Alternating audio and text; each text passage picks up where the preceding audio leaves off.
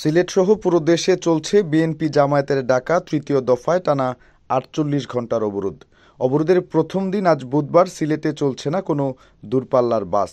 তবে সিলেট থেকে কোনো দূরপাল্লার বাস এখনও ছেড়ে না গেলেও স্বাভাবিক রয়েছে ট্রেন চলাচল। এছাড়াও সিএনজি চালিত অটোরিকশা, নিত্যপণ্যবাহী ও ব্যক্তিগত গাড়ি চলাচলও স্বাভাবিক। এদিকে দূরপাল্লার বাস বন্ধ থাকায় চাপ বেড়েছে ট্রেনে।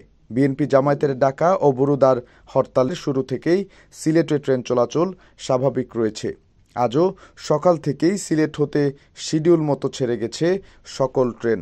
অন্যান্য দিনের মতোই বাকি ট্রেনগুলোও যথাসময় সিলেট ছাড়বে।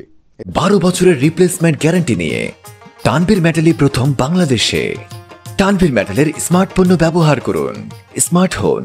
এছাড়া বিএনপি জামায়াতের অবরোধের শুরু থেকে এখন পর্যন্ত ঢাকা সিলেট রেল লাইনে বড় ধরনের কোনো ক্ষয়ক্ষতি বা নাশকতার খবর পাওয়া যায়নি।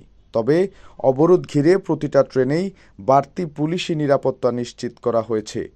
মাঝখানে একদিন বিরতি দিয়ে আবারও ৪৮ ঘণ্টার দেশব্যাপী সর্বাত্মক অবরোধের ডাক দিয়েছে বিএনপি। আজ বুধবার ভোর ৬টা থেকে শুক্রবার ভোর ৬টা পর্যন্ত এই কর্মসূচি পালন করবে তারা। গত সোমবার বিকেলে দলটির সিনিয়র যুগ্ম মহাসচিব রুহুল কবির রিজভী ভার্চুয়াল এক সংবাদ সম্মেলনে নতুন এই কর্মসূচি ঘোষণা করেন।